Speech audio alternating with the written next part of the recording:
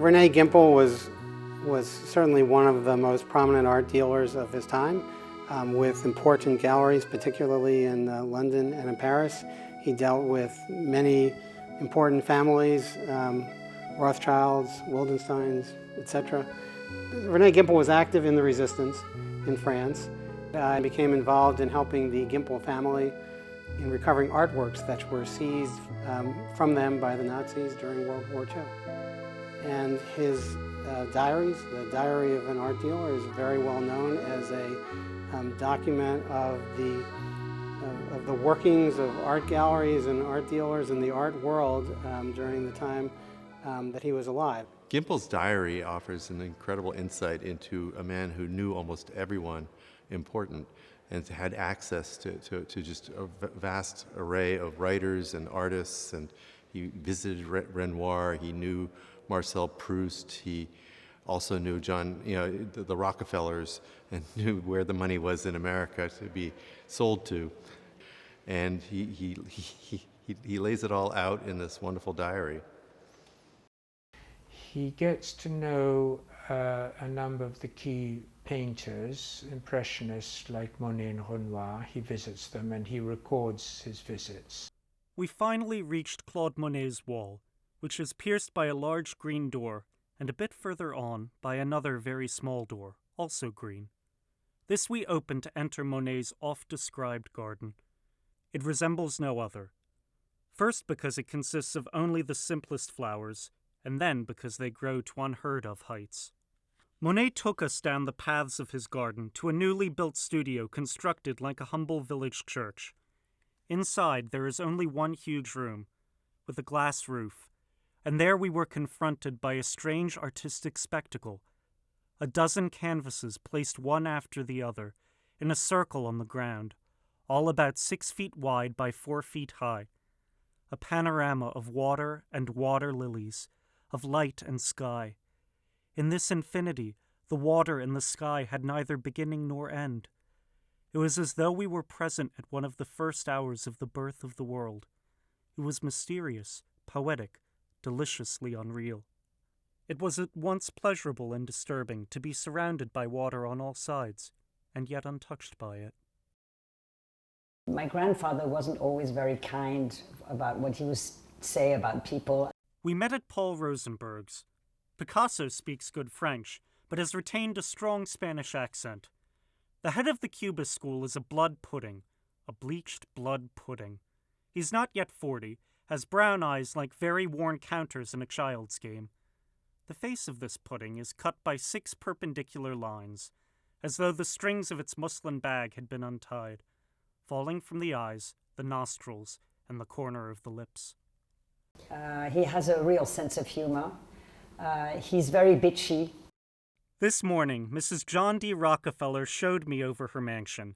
She has bought the worst kind of Gothic statues, and the La Rochefoucauld tapestries are placed in a tiny room where there's not an inch of wall space. It's horrible. She went into rhapsodies over Rockefeller Sr.'s horrible picture by Sargent. She has some remarkable black Chinese vases, as well as a vast collection of the green variety, but all in disorder, showing a wicked bad taste. Mary Frick Jacobs was one of the leaders of Baltimore society in the late 19th and early 20th century. In terms of correspondence between Mary Frick Jacobs and Rene Gimpel, we have about 9 folders of material. There's over 200 documents in all.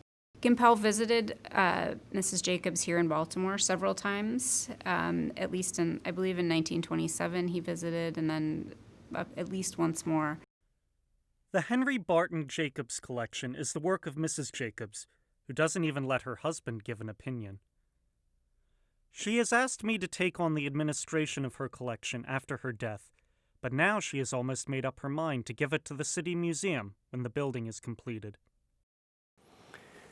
Well, Rene Gimpel is a very compelling story because the quantity of artworks that were taken was very large.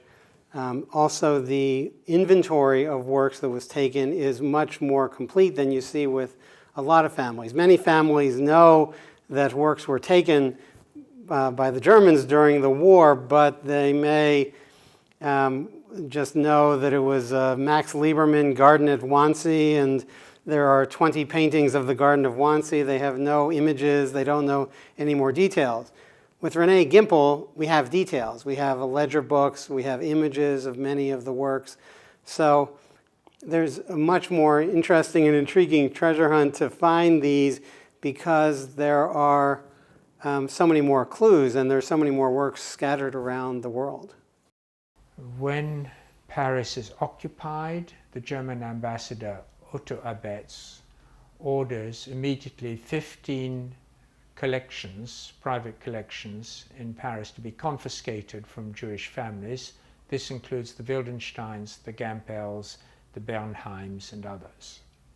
A year later, he's arrested, this time denounced by a Paris art dealer who covets his goods. René is denounced to the Gestapo. René is then moved to Paris, and 10 days, just 10 days, before Charles de Gaulle makes his triumphal march down the Champs-Élysées in a liberated Paris, 10 days before, René is taken out on a cattle truck train out of France in one of the last trains, and is sent to Neuengamme prison near Hamburg, which is a slave labor camp and a political prisoner camp as well.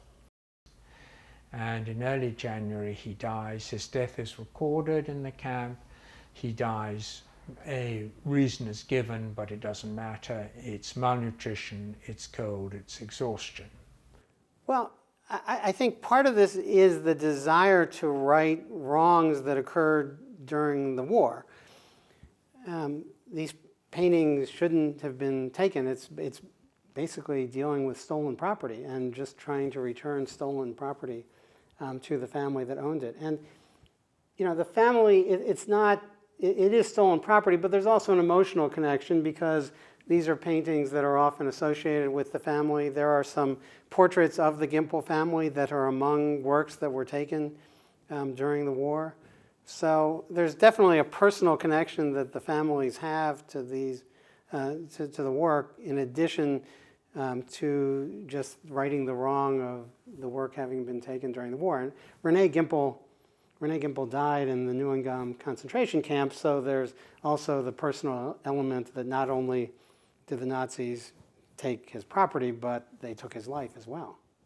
And I will keep up looking for stolen art, not for the money, because it's not the money that's the point. The point is in the provenance of a stolen painting or a forced sale.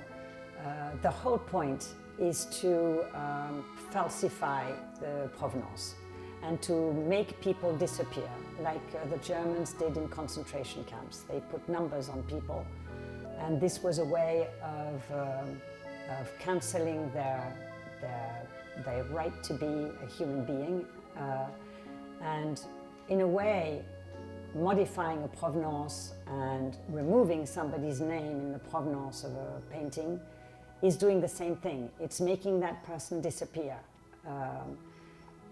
And so the reason why I'm interested in recovering paintings, I'm more interested in re-establishing my grandfather's name in the provenance of a number of paintings, if we can, to make him exist as the famous art dealer he was.